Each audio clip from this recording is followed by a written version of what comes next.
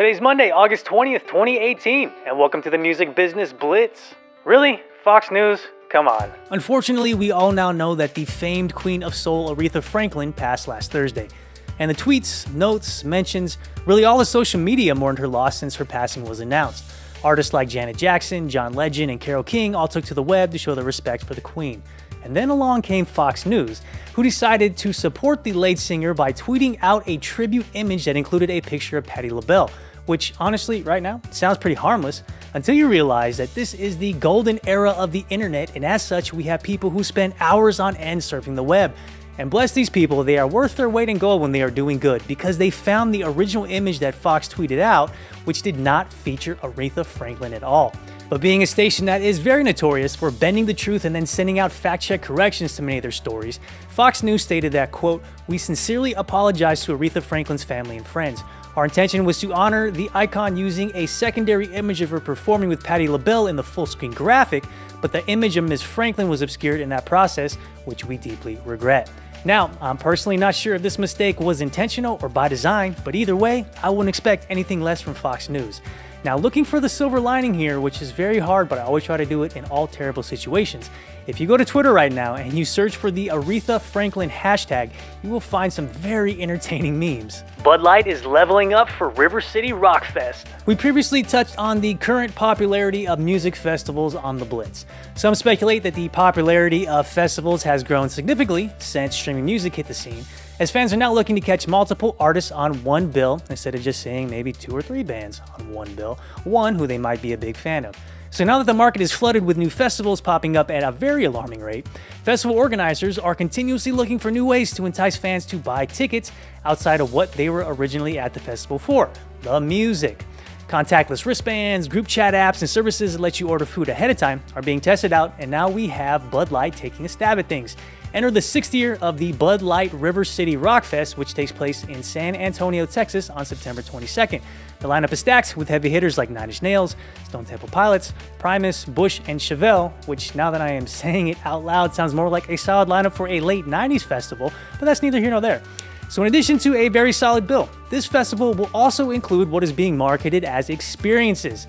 So what are these experiences, you might ask? Well, they include Gold's Gym's hydrating stations to refill your water bottles, a Monster Energy location to get your monthly dose of caffeine in one can and then to meet Monster Energy sponsored artists, a boatload of gourmet food trucks, a beer hall that has bar games and TVs with football games on it, and much more. Now, if you've ever attended South by Southwest, outside of the social anxiety you are going to get by being surrounded by a bajillion people, this experience thing that Bud Light is touting probably doesn't sound very cutting edge to you. However, I do want to point out here that for the average music fan, and might I say older music crowd, considering the lineup of the bill, I'm sure that this will help entice some folks to shell out between $80 to $100 a ticket. Radio's Plea bargain. As much talk as there is surrounding radio being old news, that's really only true to the fact when it comes to new music discovery. Now, it may shock you, but this somewhat antiquated platform is still a $14 billion industry. Now, to give you an idea of its competition, SiriusXM, or satellite radio, is worth $5.4 billion, and DSPs, will it be Spotify, Apple Music, Pandora, all them grouped together, they are worth a total $6.2 billion. So to add shock value to the story, the radio industry is still worth more than satellite radio and all DSPs combined by about $2.4 billion. But wait, if the radio industry is worth that much money, then why are artists who are getting played in heavy rotation on FM radio not billionaires? Well, it's due to the simple fact that broadcast radio is the only platform that can use music without paying royalties directly to the artist. What they do in return is pay a blanket fee to the performance rights organizations like BMI, ASCAP, CSAC, etc., who then have a complex algorithm and a categorization process to determine how much an artist should be paid. Now, I've personally never seen a check to an artist from their pro for radio airplay, but I'm willing to bet that it's not very much and definitely not comparable to what artists are making from DSPs. And as time will always prove to us, things need to evolve to stay relevant, which is why 10 radio groups around the United States wrote a letter in support of the National Association of Broadcasters to push for deregulation of the industry. And when you hear deregulation, you're probably thinking, it could be a good thing, could be a bad thing.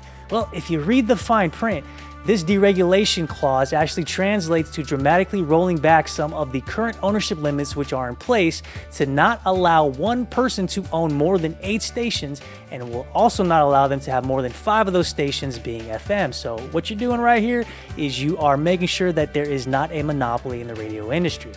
And so now you're probably thinking, all right, so how are they going to argue this and make it sound positive? Well, at a high level, the letter states that radio rules and regulations have not kept up with the marketplace and were adopted before streaming services existed. So platforms like satellite radio and DSPs, it argued, would be legally considered competition for radio, which in return would allow everyone to compete on a level playing field. The letter then goes on to ultimately lead up to the main point that the group wants to get out there, and that is having to deal with a fundamentally disrupted media landscape and outdated rules that only apply to radio but don't apply to new platforms like Spotify or Apple Music. So now the question is, what is going to happen? We don't know. Time will tell, but my question to you is that do you think allowing extensive ownership of radio stations to a handful of companies will drive change and increase format diversity? I personally do not think that it will. I think it's going to do the exact opposite, but I do really like the fact that radio might eventually trick themselves into playing by the rules and paying artists what they deserve. All right, guys, I know I went a little bit long today, but I wanted to get that point across, tell you about this story. Hope you guys have a fantastic day. Thanks for tuning in. We will catch back up with you tomorrow.